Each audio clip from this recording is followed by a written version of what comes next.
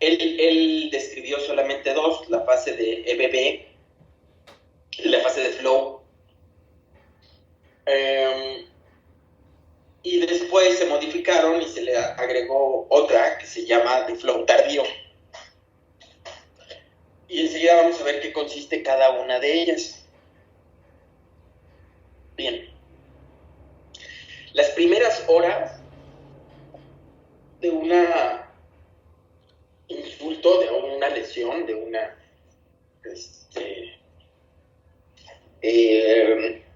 golpe o lo que quieras, digámoslo así, como lesión o insulto, es donde empieza la lesión inicial.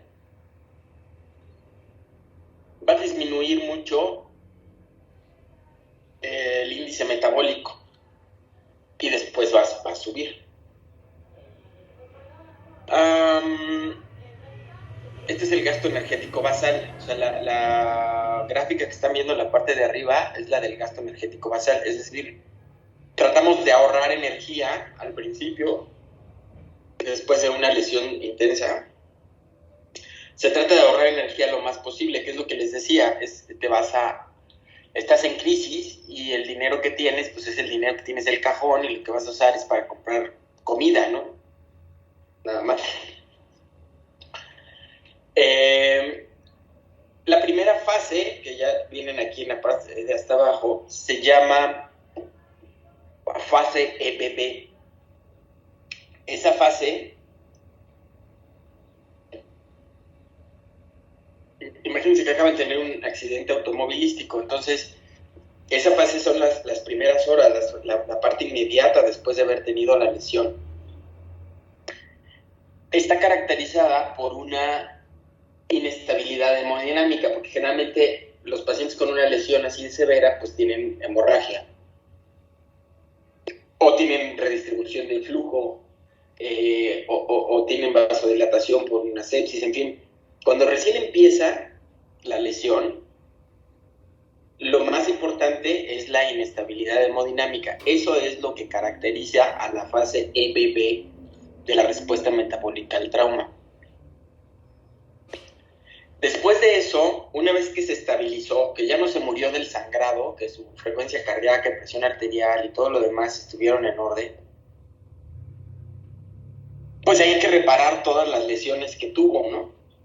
Y para eso, pues necesitamos energía de muchos lugares. Probablemente si fuera un animalito herido, pues estaría ahí en su cueva sin poderse mover ni nada. Entonces necesita acabarse sus reservas. Esta se llama fase de flow. En inglés flow significa flujo. Entonces es la fase de flujo de los energéticos. Y se caracteriza por un catabolismo. El catabolismo es cuando destruyes tus reservas para poder tener energía. Aquí es donde se va a dar la lipólisis y la proteólisis. De horas a 3 días más o menos es lo que dura la fase EBB, que es lo que es el ayuno temprano también, ¿no? Horas, máximo 1 o 2 días. Y luego viene la fase de flow, que es la de catabolismo, que se compaginaría con el del ayuno tardío. ¿Sí? El uso de proteínas y de grasas para obtener energía. Y bueno, hasta aquí todo bien. Ahora, después de eso, ya que el paciente sobrevivió y está estable, viene una fase de recuperación que se llama fase de anabolismo o fase de flow tardío, o como tal, fase de recuperación. Esta puede durar semanas o meses, inclusive años. Si tú me encuentras hasta el primer año, ya después de eso, pues ya, si se recuperó bien y si no, no. Es la fase en donde empiezan otra vez a ganar masa muscular y fuerza, empiezan a mover sus miembros que estuvieron afectados, empezamos a ver todos los daños de la neuropatía y ver cómo empieza a llevarlo a cabo el paciente de forma avanzada hacia arriba. Entonces, son 3, EBB, catabolismo y anabolismo, o EBB, flow, y flow tardío o recuperación. Va.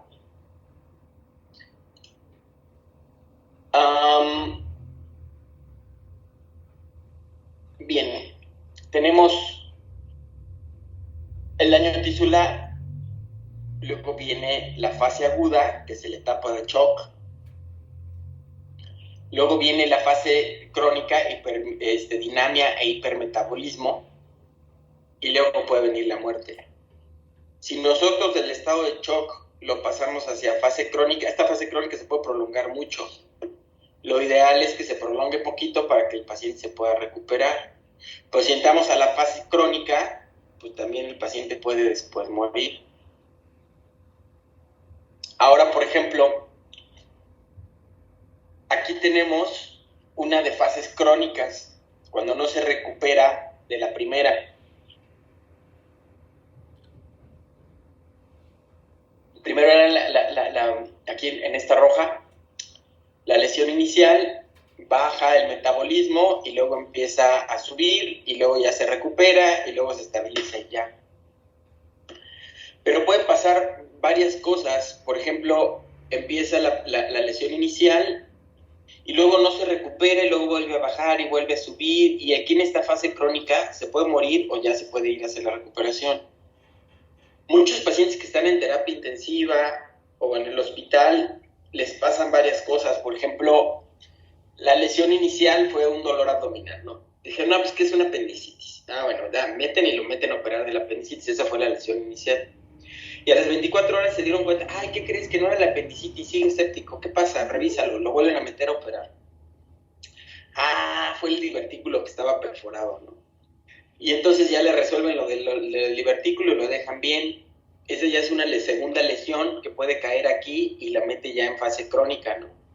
Y otra vez empieza otra vez otro ciclo de respuesta metabólica al trauma. Y después de esa, resulta que a los 3 días, porque ya lleva 4 ahí, le da una neumonía. Pues entonces ya tiene otra comorbilidad y otro insulto y otra lesión metabólica al trauma, ¿no? Y entonces eso puede hacer así que esté perpetuado en fase crónica, y resulta que ahora sangró y se hinchó, y resulta que ahora le dio una anemia, y resulta que ahora se le infectó la herida y se le abrió y hay que volver a operarla y es otro insulto de cirugía. Y resulta que hizo insuficiencia renal aguda, se le olvidaron ponerle los líquidos y electrolitos como les enseñó el doctor Reyes. Entonces, pues chin. Entonces ese paciente entra en una fase más crónica, más severa y más difícil de salir de esta respuesta inflamatoria sistémica o de esta respuesta metabólica al trauma, y pues tiene mucho más posibilidades de morir, ¿no?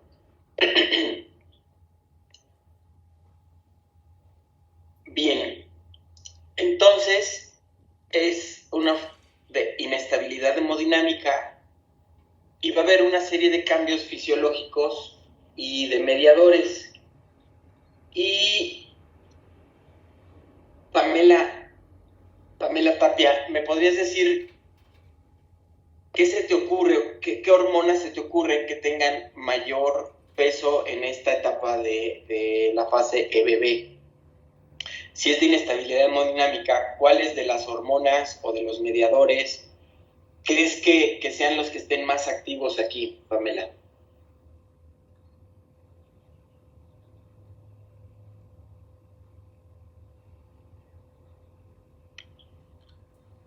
En la fase EBB la caracteriza la inestabilidad hemodinámica. Entonces piensa un poquito en tus clases de fisiología y cuéntame qué hormonas tienen que ver con la estabilidad hemodinámica, qué hormonas o qué mecanismos tendrán que ver con la estabilidad hemodinámica.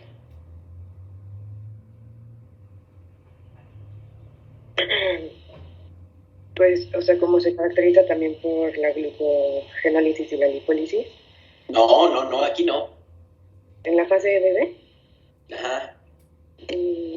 O sea, sí hay glucogenólisis y esto, pero para obtener energía del glucógeno hepático y del músculo. Pero, otra vez, te encamino un poco más la respuesta. La caracteriza la inestabilidad hemodinámica. Eso es lo más importante. Entonces, ¿qué tipo de hormonas tienen que ver con la estabilidad hemodinámica? La adrenalina, puede ser. Por ejemplo, ¿qué más?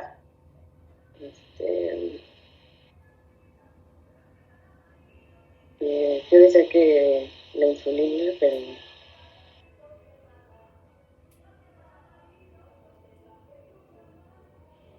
No, la insulina va a estar bloqueada ahorita hasta la fase de la recuperación.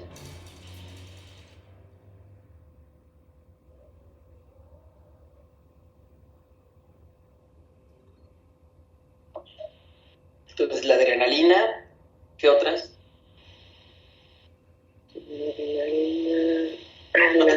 ¿Viste lo que hablan los cardiólogos en sus clases cuando hablan de algo de endocrinología? Todas esas que te mencionaron los cardiólogos en la clase de fisiología cardíaca.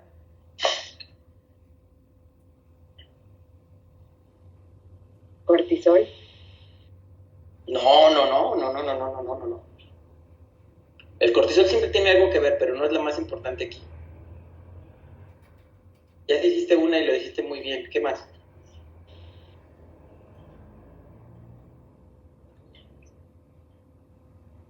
Pues la vasopresina también. Por ejemplo, esa es otra, ¿no?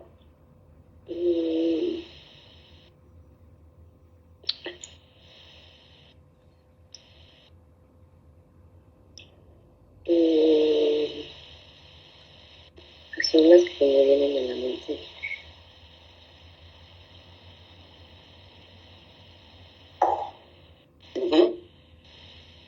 Bueno, el cortisol se secreta en las suprarrenales, pero también hay otras que se secretan ahí en las suprarrenales.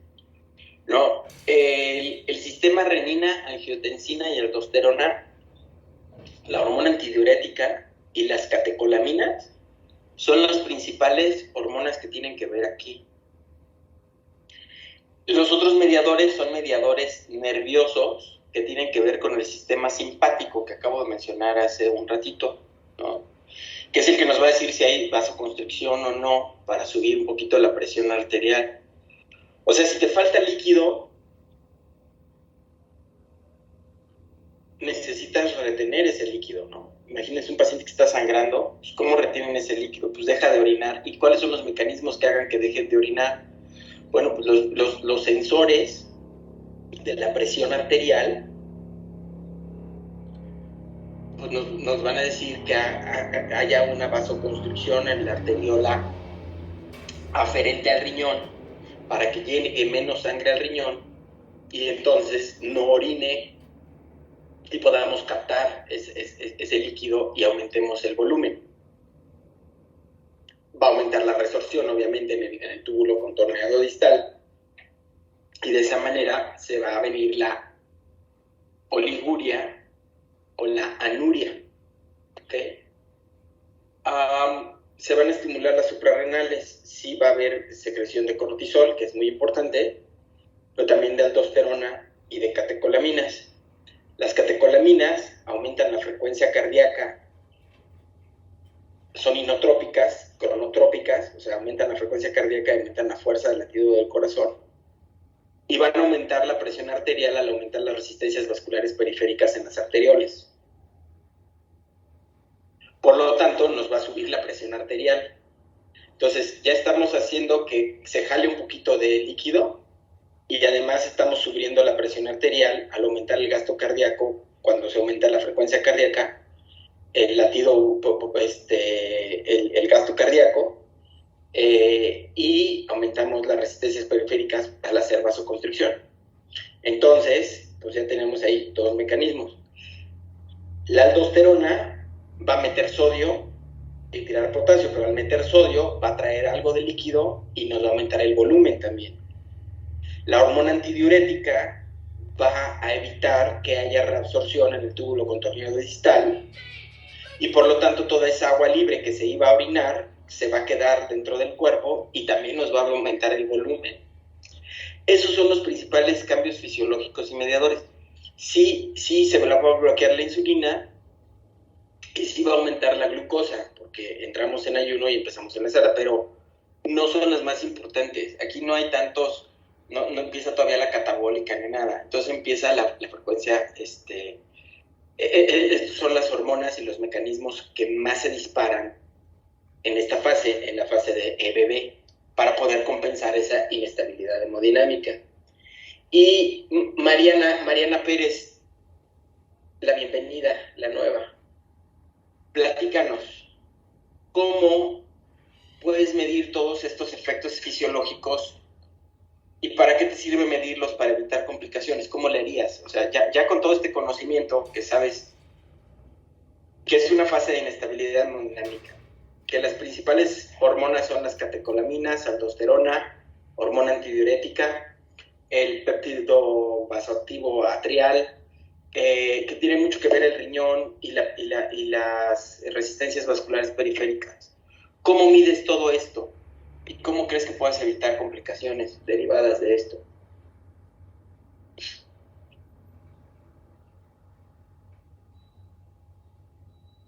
¿Estás ahí, Mariana Pérez?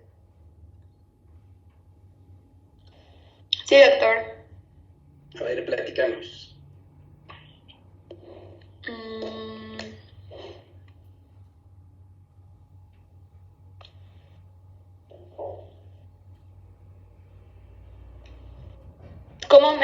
¿Cómo medirlos? ¿Qué exámenes se realizarían?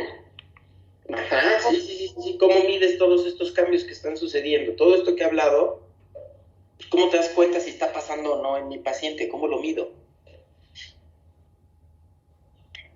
Porque es importante medirlo. Acuérdense que vimos que la respuesta metabólica al trauma puede ser excesiva o puede ser insuficiente. Si es insuficiente la tenemos que potenciar y si es excesiva la tenemos que regular. Cualquiera de esos dos caminos nos puede matar al paciente. La respuesta tiene que ser medida y perfecta y exacta para que el paciente le pueda ir bien. Entonces, ¿cómo lo hacemos? Si no puedes medir algo, no lo puedes corregir. Esa es una máxima en la administración. Lo que no se mide no se puede corregir. Entonces, ¿cómo medirías estos cambios relacionados con todo lo que acabo de mencionar? Pues se me ocurre el perfil hormonal de lo que le había mencionado a mi compañera Pamela y sí, las catecolaminas. Más práctico, eso no te sirve. Ajá. Y una química sanguínea. ¿Para qué te sirve una química sanguínea? Sí, ¿Qué metías ahí? ¿Qué química sanguínea? ¿Qué elementos de la química sanguínea le pedirías y qué verías ahí? ¿Qué cambios verías ahí? No, más bien me iría como más a lo básico, como su frecuencia respiratoria, la temperatura que ya nos había mencionado y todo eso que es como más práctico y que nos puede dar como la respuesta más rápida. Piensa lo que acabo de decir, ¿qué es lo que me dirías? ¿Perdón? Se le cortó. ¿Qué es lo que me dirías? Vas más o menos bien con la frecuencia cardíaca y eso, pero ¿qué más me dirías? Fíjate bien lo que hablamos hace ratito.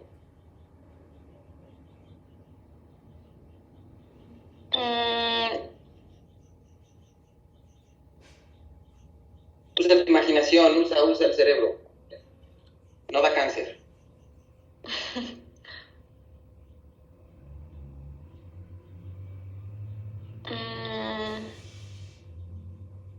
Tienes un poquito de qué órganos hablamos y cómo puedes medir sus funciones.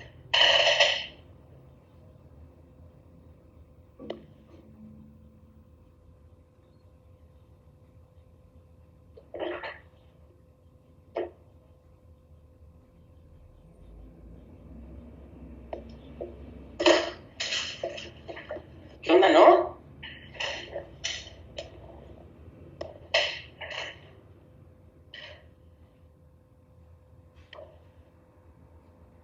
¿Alguien con más imaginación le puede ayudar? Doctor, pues primero yo creo que serían los signos vitales, ¿no? La temperatura, la presión arterial, la frecuencia cardíaca, respiratoria, saturación, medirle lo que es la uresis. Ajá. Y bueno, no sé si como medir más lo que es la función cardíaca, como los ritmos o algo así. Ajá. Sí, exactamente. Si esta es una cuestión de inestabilidad hemodinámica y lo que se te cae es la presión arterial, pues ¿qué vas a hacer? Pues medir la presión arterial, ¿no? Ahora, ¿cómo mido cuánta sangre le está llegando al corazón? Pues a través de la presión venosa central. Si le puedo medir la presión venosa central, y si está en negativos, pues le falta agua y necesitamos meterle más volumen. Y si están positivos, pues ya se me pasó y lo que tengo es una falla de bomba. Ahora, para medir los flujos cardíacos, pues nos puede ayudar un catéter de Swan-Ganz o un ecocardiograma, y ahí podemos ver qué tanta fracción de eyección tiene y si está bombeando de forma apropiada el corazón. Pero de forma práctica, con lo primero que empiezas es exactamente eso, con los signos vitales: frecuencia cardíaca y presión arterial, y la presión de pulso, que es la resta de la frecuencia sistólica con la diastólica. Y de esa manera te puedes dar cuenta si este corazón está funcionando bien y si los sistemas están funcionando de forma adecuada. Esa es una de las formas primarias, ¿no?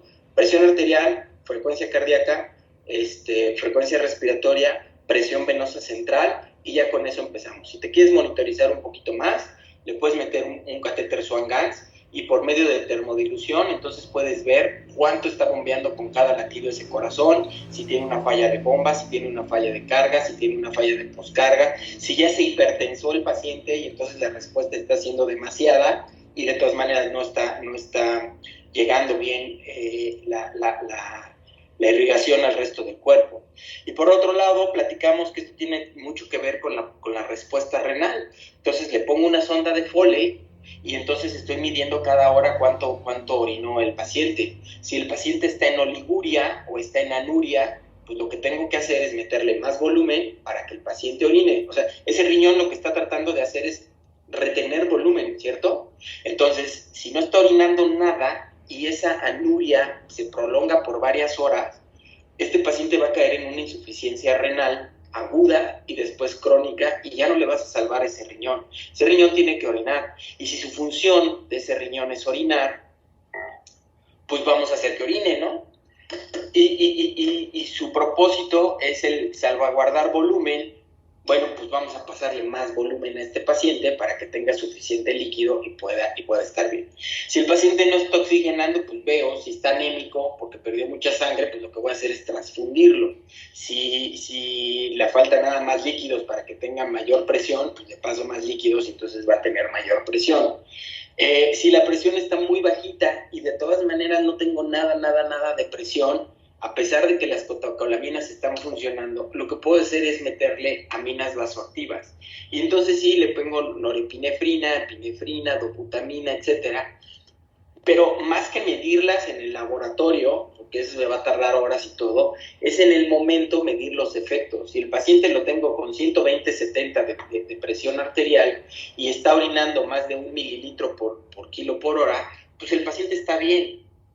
O sea, no importa qué pase, cuánta catecolamina tenga de más o de menos, etcétera, el paciente lo tengo bien. Y aunque le mida y tenga todas las catecolaminas en el cielo, si lo tengo con 50/40 de presión arterial, pues tengo casi un cadáver ahí, ¿no? Entonces, algo tengo que hacer para reponerlo. Entonces, precisamente, esa es la forma que necesito que piensen. Pues si es una cuestión de inestabilidad hemodinámica, pues cómo mido la hemodinámica. Entonces, presión arterial, presión venosa central, catéter Swan-Ganz y medición de la uresis, esos son lo que tenemos que hacer. Si no orina, hacer lo que orine con volumen. Si está orinando de más o ya se te pasaron las cucharadas y está encharcado, como lo que habíamos visto en la clase previa, pues entonces le disminuyes el volumen, ¿no? Si está con anemia, hipoxemia y datos de que sangró demasiado, pues le pasamos paquetes globulares.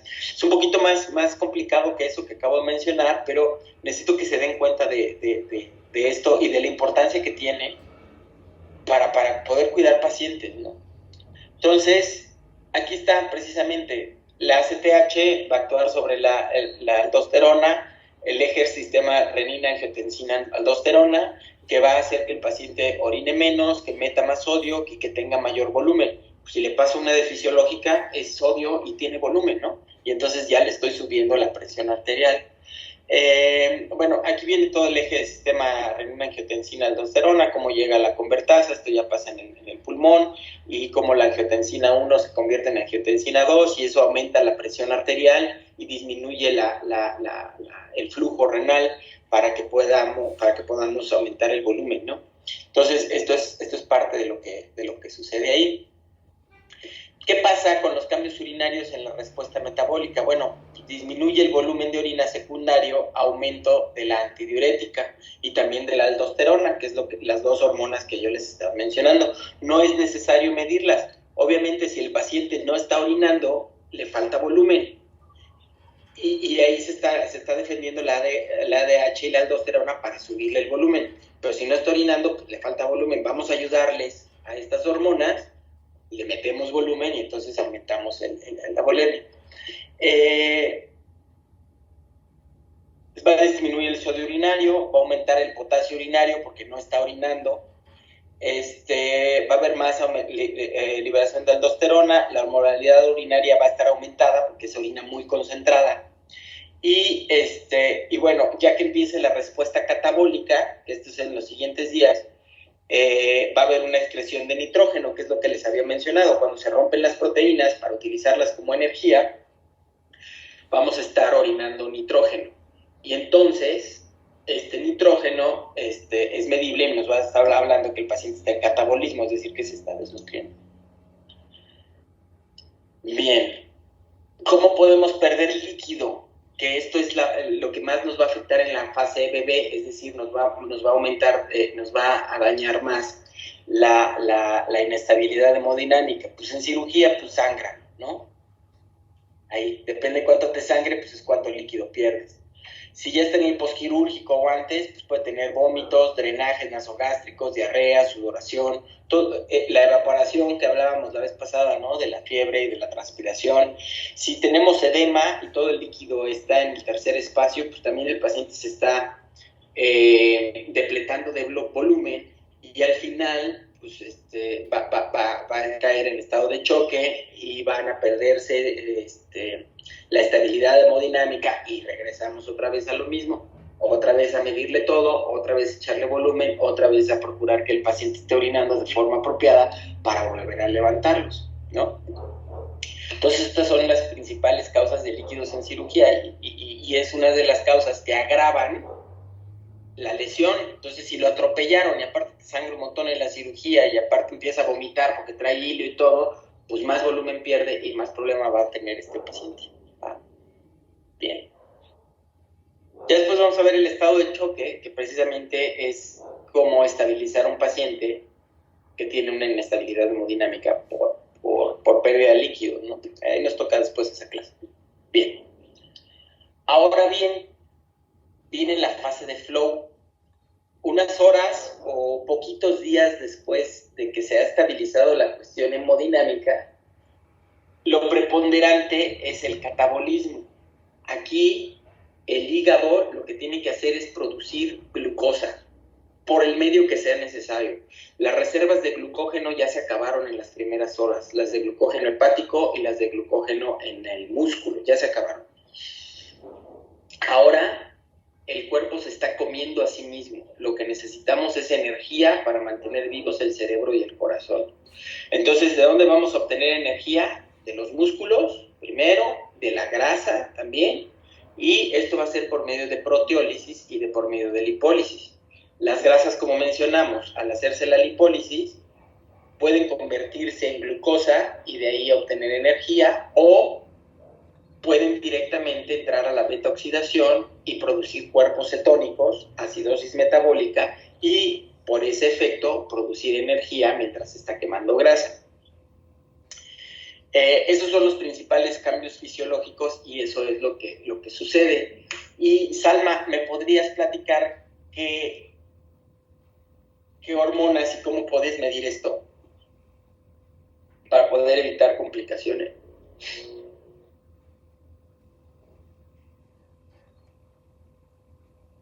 ¿Andas por ahí, Salma? ¿Ya te fuiste a dormir? No, doctor, aquí estoy. Dale. A ver, platícanos. Si aquí los principales cambios fisiológicos son la lipólisis y la proteólisis, y se está consumiendo el cuerpo a sí mismo, ¿no? Rompiendo todas sus reservas. ¿Cómo podrías medir eso y qué tipo de mediadores hay? O sea, ¿cuáles son las hormonas reinantes en esta fase? ¿Cómo lo mides esta fase, esos cambios?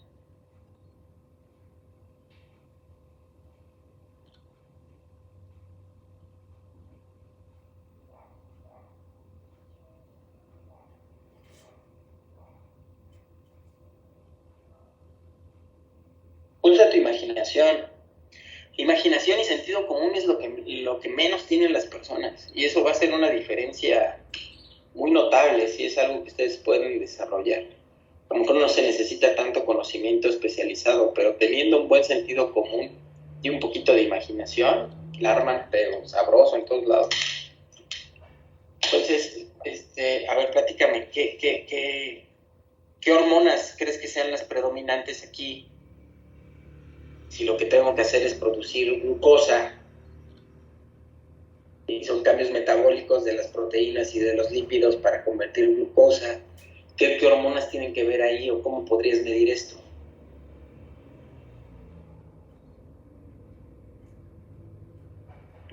Pues podría estar involucrada la hormona del crecimiento.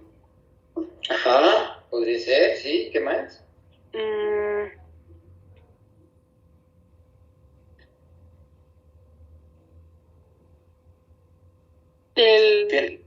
La hormona del crecimiento es una hormona anabólica. En este momento hay catabolismo. La parte del anabolismo de la hormona de crecimiento está bloqueada, pero la parte del aumento de la glucosa funciona, y la hormona de crecimiento tiene un cierto papel aquí. ¿Qué más?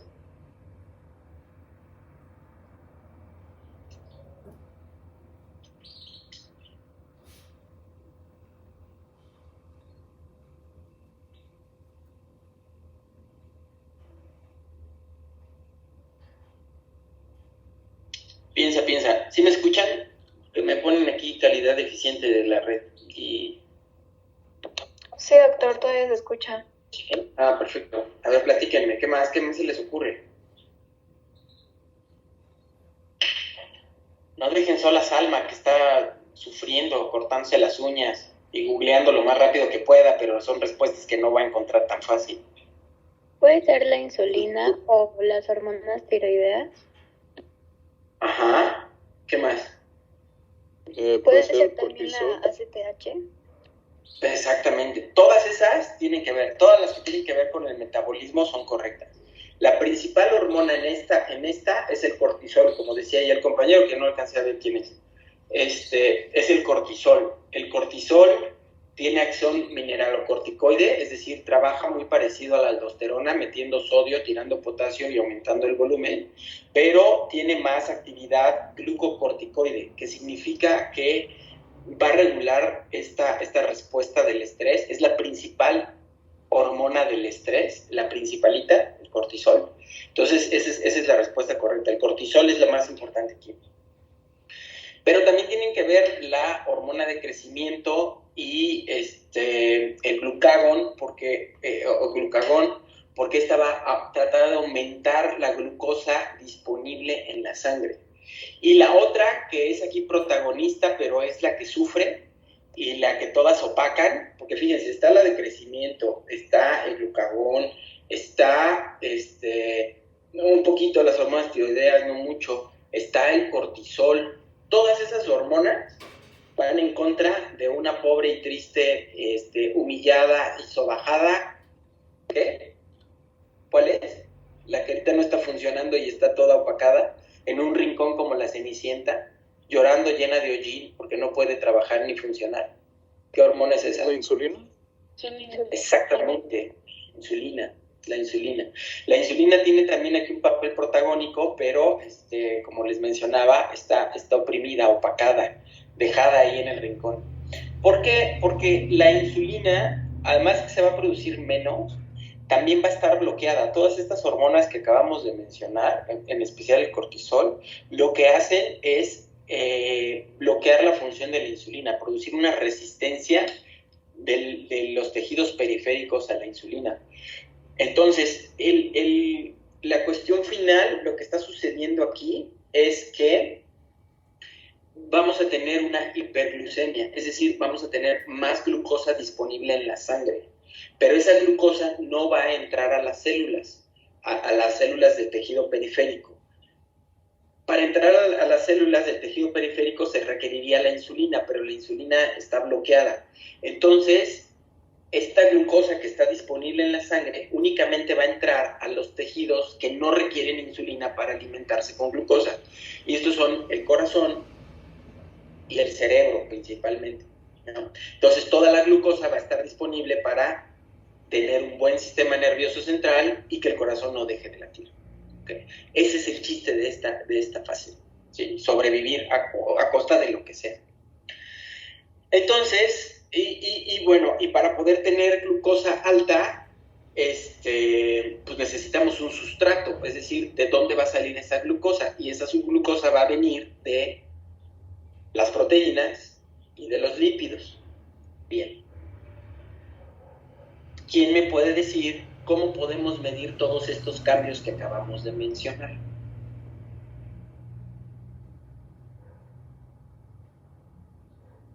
Por la urea presente en la orina. La urea lo habíamos mencionado hace ratito. Esa es una de las formas. ¿Qué es lo que te mide la urea aquí? Pues el nitrógeno por la degradación de las proteínas, ¿no? Exacto. Entonces, entre más nitrógeno tengamos en la orina en un paciente grave, tenemos que hacer un balance entre cuánto nitrógeno le estamos dando y cuánto nitrógeno está excretando. Hay una fórmula para convertir los gramos de proteínas. Ahora se confunden los pacientes y luego me dicen, nada más 70 gramos de proteína al día debo comer. Sí, nada más 70 gramos de proteína, pero les dicen proteína al animal muerto, ¿no? Y entonces un bistec, dicen, ay, es pura proteína. No, un bistec no es pura proteína. Un bistec tiene proteínas. 100 gramos de carne del bistec tienen más o menos 25 a 30 gramos de proteína. Todo lo demás es agua y grasa y electrolitos y elementos formes y pellejos y así, ¿sí? Entonces, de proteína pura, a lo que yo me refiero con la ingesta es de proteína pura. Entonces, si nosotros metemos, el número para dividirlos es 6.25, ¿sí? De los gramos de proteína,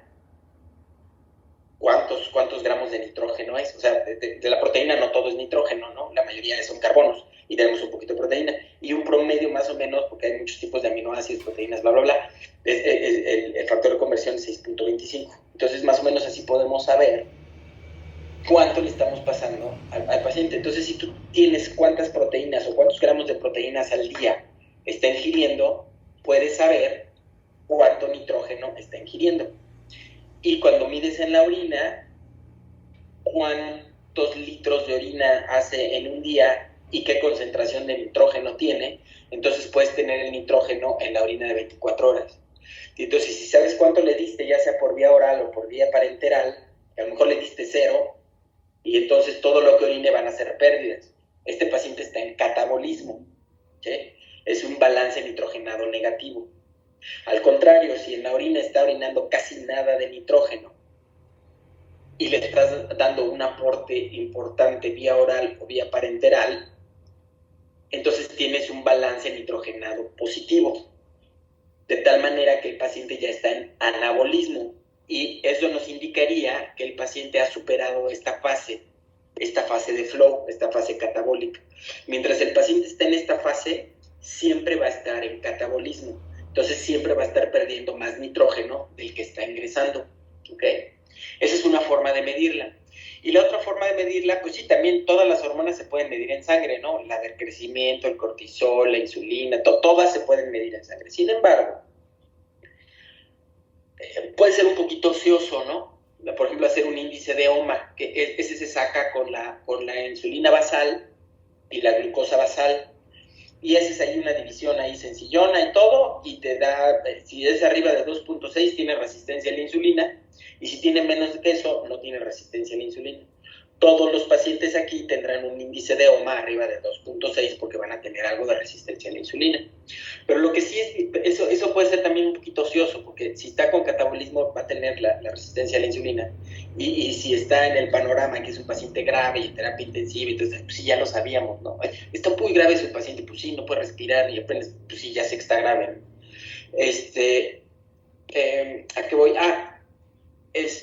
Lo que tenemos que medir, aparte del nitrógeno ureico, para medir la cantidad de catabolismo, es de forma frecuente la glucemia, la glucosa. Porque como les decía, las respuestas pueden ser insuficientes, digamos que no, que esté con hipoglucemia, ¿no? Que esté con 70 todo el tiempo, pues algo se le descompuso, algo está mal, pero ese cerebro va a sufrir y ese corazón va a sufrir porque no tienen energía suficiente, ¿no? Si está con hipoglucemia frecuente. A lo mejor no tiene páncreas o no tiene cortisol, por ejemplo, ¿no? A lo mejor un paciente que estaba tomando esteroides de forma exógena y cae en terapia intensiva con una respuesta metabólica al trauma, no tiene la capacidad de producir cortisol y entonces no va a retener líquidos y no va a poder subir sus niveles de glucosa y el paciente se va a morir. Ahí tendríamos que ponerle cortisol extra, ¿no? Entonces ahí nos daríamos cuenta por la cuestión hemodinámica, pero también porque va a estar haciendo hipoglucemias recientes, frecuentes. Bien. Y al contrario, lo que mencionábamos después, la respuesta metabólica puede ser exagerada. Y en lugar de andar en 160 de glucemia, que dices, pues eso es normal, trae 130, 140 por la respuesta metabólica al trauma, y eso está bien porque le va a servir, de repente el paciente tiene 600 de glucosa. Entonces es importante medirle la glucemia de forma consecutiva y el pH también, porque estos pacientes pueden entrar en cetoacidosis o en acidosis metabólica, en estado hiperosmolar. Entonces todo eso lo tienes que medir, ¿no? La osmolaridad, la glucemia, el pH, el nitrógeno ureico, y todo eso te va a dar una idea de qué está pasando de forma metabólica. Y todo eso lo puedes medir muy fácil en cualquier laboratorio de análisis clínicos que esté en un hospital decente donde tengas a tu paciente hospitalizado, ¿no? Bien, entonces si la glucosa se pasa en 600, 400, pues tienes que meterle más insulina para romper esa resistencia a la insulina y que la glucosa esté en niveles aceptables. Este hecho de que se suba un poquito la glucosa con una respuesta metabólica normal es lo que hace que no puedes hacer un diagnóstico de diabetes en un paciente que está grave o que está operado o que está hospitalizado. Esos pacientes siempre van a tener algo de hiperglucemia y cuando salen y se recuperan y ya están normales, se vuelven normoglucémicos y significa que no estaba con diabetes, ¿no? Porque muchos dicen, no, si es paciente diabético, porque si tiene más de 2 mediciones arriba de 126 es diabetes, ¿no? Y el lunes le medí, tenía 140 y hoy le medí, tiene 160. Sí, pero trae sepsis, ¿no? Trae un divertículo perforado, está con sepsis, está en terapia intensiva, pues no vale. Cuando salga, se recupere, si se recupera y está todo bien, entonces le vuelves a medir su glucosa y si ahora sí, si te sale arriba de 126, y sí, bueno, entonces sí es un paciente diabético, ¿no? Entonces aquí no se puede hacer diagnóstico de diabetes, simplemente es una hiperglucemia, la mayoría de las veces transitoria, relacionada a la respuesta metabólica al trauma. ¿Sí? ¿Dudas hasta aquí? Venga. Entonces, estas son las hormonas que me tenían que decir, ¿no? Pues son todas, ¿no? Corticotropina, tirotriopina, hormona de crecimiento, hormona luteinizante, que está anulada. El cortisol, que es la más importante, adrenocorticotropa. El factor de crecimiento similar a la insulina, somatostatina. Todas tienen que ver, todas tienen algo que ver. Estas, epinefrina, norepinefrina y aldosterona, más en la fase EBB, y todas las demás más en el sistema de flow, en especial todas aquellas que hacen que se sube o se baja la glucosa, esas son las que están ahí en la fase de flow. Entonces, aquí está otra vez. Al principio, pues vamos a tener el aumento de la corticotropa, hormona de crecimiento, la hormona vasopresina, va a estar en la suprarrenal, adrenal, cortisol, aldosterona, en el páncreas el glucagón y la renina, angiotensina y aldosterona, ¿no? Entonces, unas más en la EBB, otras más en la fase de flow. Luego, invariable, que les decía, las de TSH, las hormonas tiroideas, esas no se mueven mucho. Sin embargo, pasa algo paradójico, porque como hay más gasto, sobre todo ya cuando empieza el anabolismo, podría quedar relativamente disminuida lo de la hormona tiroidea y a veces tenemos que darles un poquito más de hormonas tiroideas también. La luteinizante y la folículo estimulante no nos interesan porque en este momento no nos interesa que se reproduzca el paciente o que tenga la libido alta, ¿no? para nada nos interesa. Y las que sí disminuye su secreción o bien su función, la más importante es esta, la insulina, y también las hormonas sexuales. Entonces, básicamente, es la insulina contra todas estas, ¿ya vieron?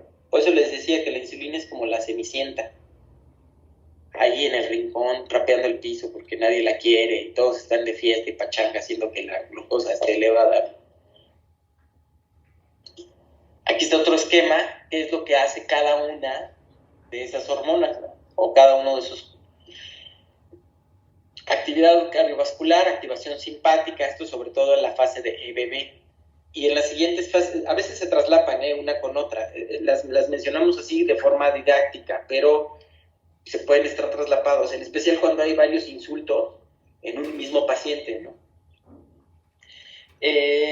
Hígado, gluconeogénesis, la lipólisis, pues el hígado es el que va a ver todo este tipo de cosas, ¿no? Aumento del flujo sanguíneo, la suprarrenal, aumento de la aldosterona, del cortisol, de la epinefrina, el cortisol más en la fase de flow, los otros dos más en la fase de bebé, antidiurética, ACTH, más en la primera fase, lo mismo en el riñón, más en la primera fase, pero ya en la segunda también va a producir glucosa el riñón. El páncreas, pues es la que tiene que ver con el glucagón y con la insulina, es el que nos va a decir si sí o si no se está produciendo más insulina o menos, y va a regular la glucosa, es el principal regulador de la glucosa, junto con el cortisol y el páncreas, o sea, la suprarrenal y el páncreas son las principales. Y el músculo esquelético, pues porque es el que se sacrifica, ¿no? Es el que va a vencerse toda la masa magra, toda la masa muscular, pues de ahí vamos a estar sacando energía. Primero se gasta en energía visceral y luego en la energía somática, o casi al mismo tiempo, pero la visceral se resiente un poquito más. Entonces, es importante, el paciente se va a empezar a emanciar de sus reservas y va a perder la reserva muscular y la reserva de grasa. Bien, entonces, resumen, metabolismo de los carbohidratos, se rompe el glucógeno, que es glucogenólisis, se produce más glucosa, eso es gluconeogénesis, va a haber hiperglucemia y va a haber una resistencia tisular a la insulina periférica. Las grasas se van a romper, va a haber un aumento en la lipólisis, entonces esos grasos sirven como sustratos. Algunos se pueden utilizar directamente por el cerebro, los cuerpos cetónicos se utilizan por el cerebro, pero lo demás no usa cuerpos cetónicos. Y esto es por la beta-oxidación, estos dos. Y finalmente, el glicerol se va a convertir en glucosa en el hígado, y esa glucosa sí se va a poder utilizar en el resto de los tejidos periféricos. El metabolismo proteico, bueno, pues vamos a romper todas las proteínas, va a haber degradación del músculo, y los aminoácidos se van a convertir en glucosa, y esto lo vamos a medir con un balance nitrogenado negativo. Y finalmente, el gasto energético total va en relación a la gravedad de la lesión y otros agentes modificadores, es decir, si lo estamos sacando bien o no lo estamos sacando bien, si ya estaba desnutrido, si era diabético, pues menos va a poder producir glucosa útil, etcétera, ¿no? Finalmente, pues, mientras estemos en esa fase de flow, va a haber una disminución progresiva de la masa muscular y del tejido adiposo hasta que termine ese catabolismo. Ahí está. Y esto es lo que les mencionaba hace rato. Hay resistencia a la insulina porque hay diferentes puertas en las células que permiten la entrada o no de la insulina a la célula. Estas puertas se van a bloquear, se llaman GLUT. Que son facilitadores del transporte por difusión de la glucosa. Y entonces estos GLUT, hay diferentes GLUT en diferentes células, pero lo importante que tienen que saber es que el 1, el 3 y el 4 es los que más nos sirven, porque es donde van a entrar sin insulina, no requieren de insulina para función. Entonces, lo más importante es que entre la glucosa al cerebro y al corazón, y por eso hay una resistencia periférica de la insulina.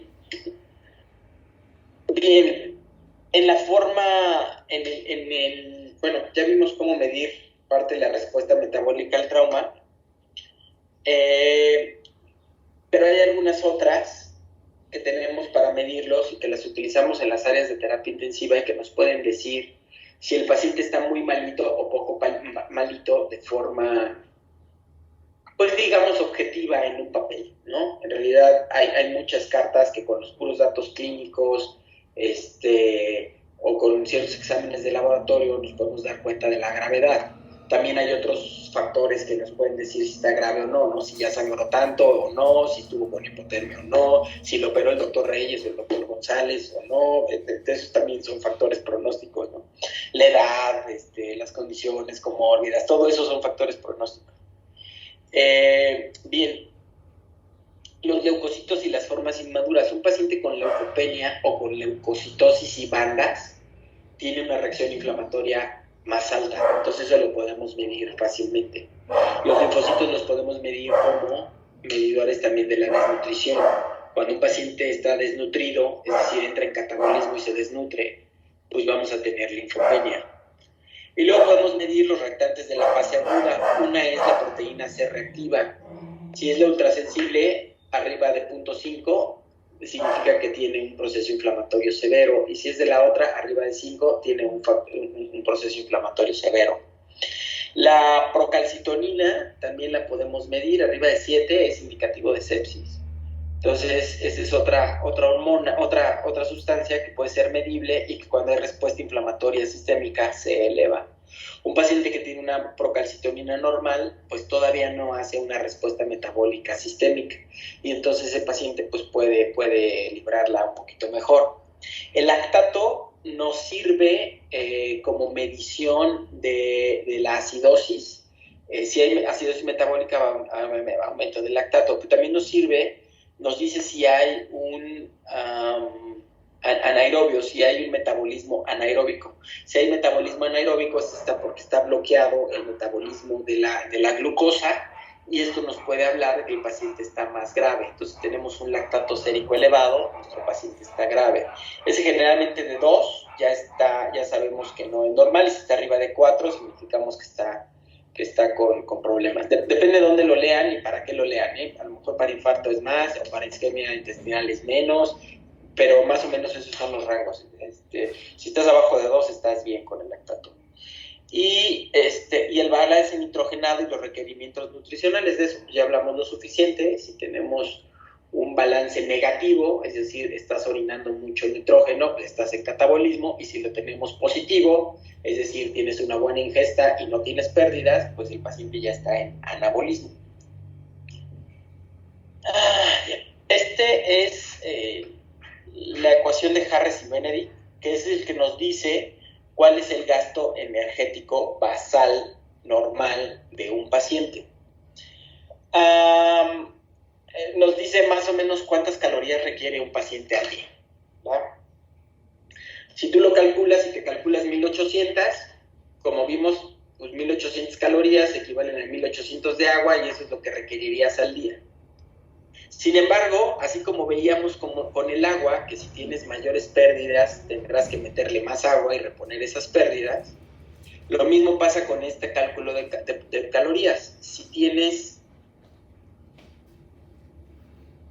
una lesión que tenga aumento en el gasto metabólico basal, pues tendrás que calcular esto. Este cálculo en base es en 1. Entonces, si tienes algo que te aumente el gasto energético basal en 30%, pues tendrás que multiplicar este número que te da la ecuación de Harris y Benedict, que te dice 1850 calorías. Si tienes un gasto mayor al 30%, tendrás que multiplicarlo por 1.3, y entonces sabrás cuántas calorías requiere tu paciente. Entre mayor sea el insulto o las necesidades, pues mayor lo tienes que multiplicar. ¿Sí me explico? Entonces, un paciente que tiene una quemadura grave, pues a lo mejor sus requerimientos basales, si no tuviera nada, si son de 1500 calorías al día, por ejemplo, no tienen nada de forma normal, ahí eso es el gasto energético basal, es la energía que requieres para sobrevivir en un día sin hacer nada. Echadote en el sofá, echado todo el domingo ahí aplastadote. ¿Cuántas calorías necesitas? Pues no mucha, ¿no? Ese es tu gasto energético metabólico basal. Eso es lo que calcula la energía del Harris y Benedict. Ya si te pones a hacer ejercicio, pues requieres un poquito más. Si tienes una cirugía, pues requieres un poquito más. Y si tienes una quemadura o una pancreatitis, pues requieres mucho más. O sea, una quemadura o una pancreatitis equivale a estar corriendo un maratón durante 3 días seguidos, en un solo momento. ¿Me explico? Gastas muchísima energía. Entonces, pues siempre hay que saber qué tanto es tantito, y hay tablas en donde nos dice este cálculo del gasto energético metabólico basal, por cuánto lo voy a multiplicar para saber cuánto está gastando mi paciente. Entonces, a lo mejor en esa tabla me dice, pues si tiene sepsis, hay que multiplicarlo por 1.3, que eso es el 30% más. Entonces, si gastaba 2,000 calorías, ahorita que está con sepsis, y lo tengo que multiplicar por 1.3, y 2,000 por 1.3 son 2,600, ¿no? Entonces, ese paciente requiere 2,600 calorías, con sus proporciones entre proteínas y carbohidratos y así. Entonces, pero requiere más calorías. Lo que más gasta calorías son las quemaduras y la pancreatitis. Ahí tenemos que subirle hasta 1.5, hasta 1.7 el gasto metabólico basal. Entonces, si usaba 2,000 de calorías, le tenemos que multiplicar por 1.7, por ejemplo, y entonces, si es una quemadura severa, y entonces estará consumiendo 3,400 calorías ese paciente. Si no consume 3,400 calorías, ese paciente se va a desnutrir, va a entrar en catabolismo severo y se va a complicar. Es lo mismo que con el agua, ¿no? Si teníamos pérdidas más importantes y no le pasas 3,500 de líquido, pues el paciente se va a depletar de volumen, se va a deshidratar y va a tener complicaciones. Exactamente lo mismo. Entonces, pueden usar la de Harris y Benedict, o pueden usar la regla del pulgar, que era la de 30 calorías por kilo de peso por día, ¿no? Para hombres y 25 para mujeres, y ese es su gasto energético basal. ¿Okay? Que lo vas a aumentar de acuerdo a lo que necesites. Bien. Y esta otra es para que le echen luego una leída y un ojito y vemos qué está sucediendo. Es el nitrógeno ureico.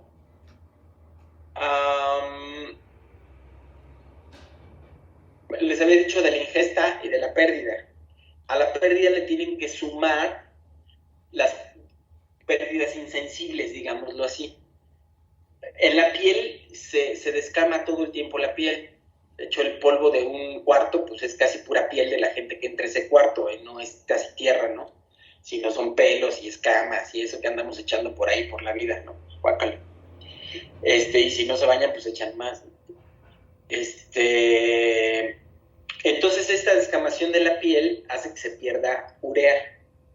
Y eso no lo puedes medir.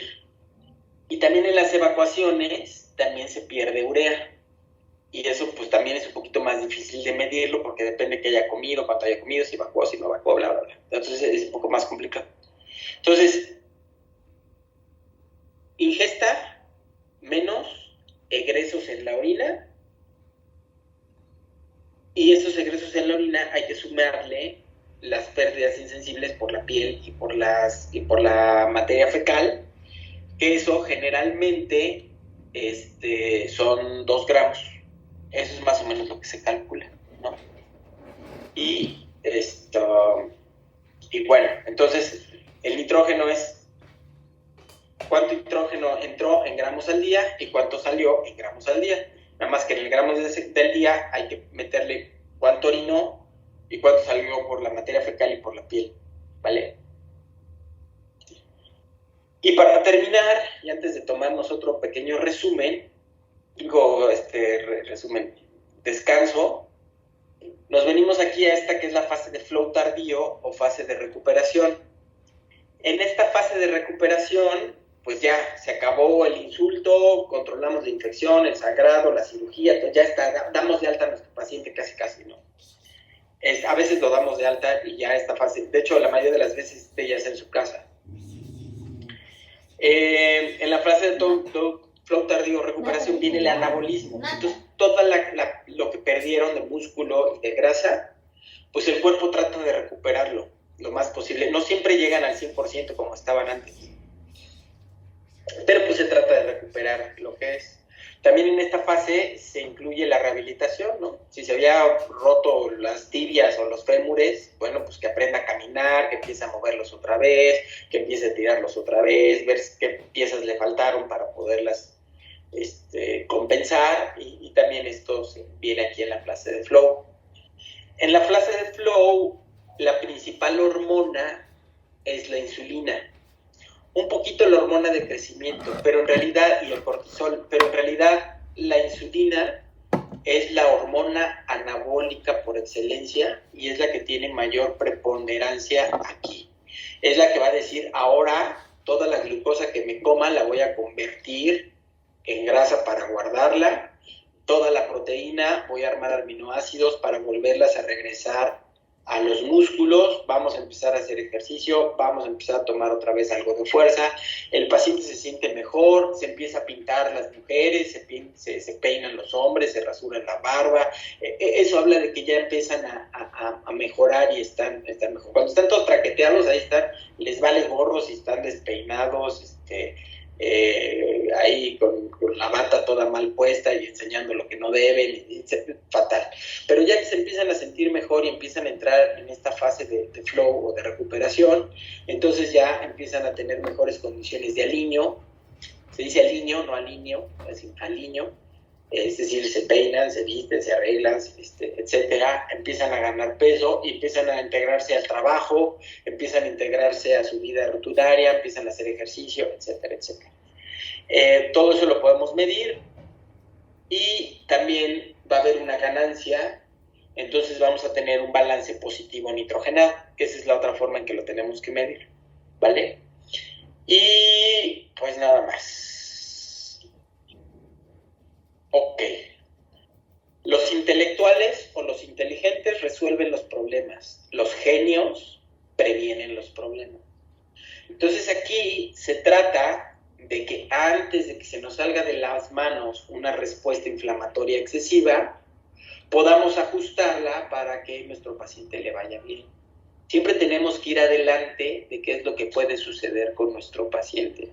Si sabemos que se le puede subir la glucosa, le empezamos a medir la glucosa antes, porque en el momento que se empieza a subir, ya le estamos pasando su insulina y no tenemos una complicación al respecto. Si tenemos un paciente que está en un estado de catabolismo excesivo, pues le empezamos a pasar nutrición parenteral de forma temprana o alimentación enteral de preferencia de forma temprana, y de esa forma el paciente no va a entrar en catabolismo. Si le damos de comer, pues es más difícil que entre en catabolismo. Entonces siempre adelantarnos, ¿no? Antes de que, no, pues yo soy muy buen nefrólogo y hago las mejores hemodiálisis del país. Sí, pero hubiera sido mejor nefrólogo si paciente le echas un poquito de agua, evitas que caiga en insuficiencia renal cuando está en la fase de inestabilidad hemodinámica y le salvas el riñón. Y ya no tienes que darle diurético, sino tienes que meterlo en nada, ¿no? Entonces ya salvaste el paciente, lo preveniste, ¿no? Así decía Sun Tzu, el mejor guerrero no es el que pelea 100 batallas y gana 100 batallas. El guerrero es el que gana una batalla sin pelearla. Y para eso te tienes que adelantar. Entonces hay que prevenir y adelantarse siempre. Para la medicina y para la vida, para todo. Bien, ¿qué onda? ¿Preguntas?